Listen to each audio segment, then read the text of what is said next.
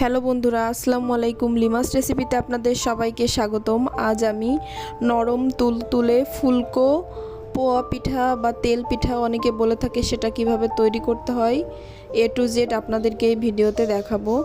তো আমার ভিডিওটি ভালো লাগলে ভিডিওটিতে একটা লাইক দিবেন, চ্যানেলটি সাবস্ক্রাইব করবেন, পাশে থাকা বেল আইকনটি বাজিয়ে দিবেন পরবর্তী নোটিফিকেশান পাওয়ার জন্য। চলুন দেখিয়ে দিই। একটা হাঁড়িতে আমি 2 কাপ পরিমাণে চিনি নিয়ে নিয়েছি। এর ভিতরে আমি অ্যাড করে দিব হাফ কাপ পরিমাণে নর্মাল টেম্পারেচারের পানি। তো দিয়ে এটা চুলায় আমি বসিয়ে দিব।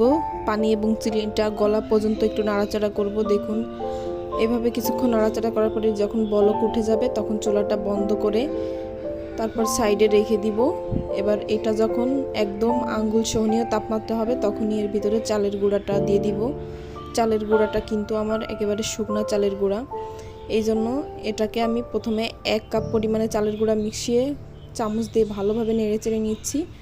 পরে আমি এর ভেতরে আরও 1 কাপ পরিমাণে চালের গুঁড়া দিলাম। তো দেখুন, এবার 2 কাপ পরিমাণে চালের গুঁড়া দেওয়া হয়ে গেছে। এবার এটাকে আরও ভালোভাবে একটু মিশিয়ে একটা সুন্দর একটা ব্যাটার তৈরি করে নিতে হবে। পোয়া পিঠার ব্যাটারটা কিন্তু ভালো না হলে পোয়া পিঠাটা একেবারেই ফলে না, এই জন্য অনেকক্ষণ ধরে এভাবে ব্যাটারটা সুন্দর করে তৈরি করতে হবে।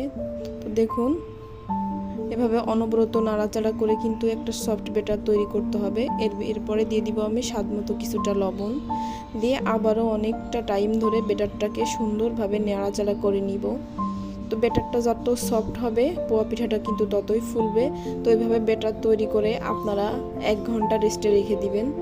তো 1 ঘন্টা পরে তারপরে আমি ফিরে আসলাম। চুলায় একটা কড়াই বসিয়ে দিয়ে তাতে আমি 1 কাপ পরিমাণে তেল দিয়ে দিয়েছি।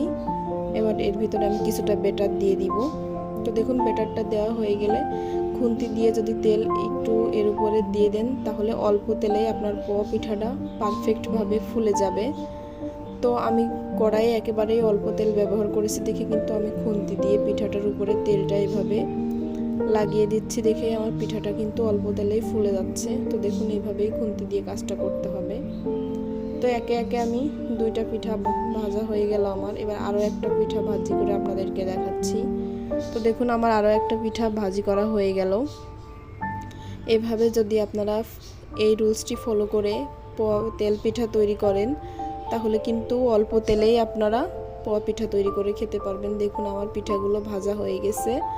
তো এইভাবে আমি একটা ধরে দেখাচ্ছি যে আসলে কতটা নরম এবং ফুলকো ফুলকো হয়েছে। এটা 3 থেকে 4 দিন পর্যন্ত এরকম নরম থাকবে এবং ফুলকো থাকবে। আপনারা চাইলে বাসায় তৈরি করতে পারেন।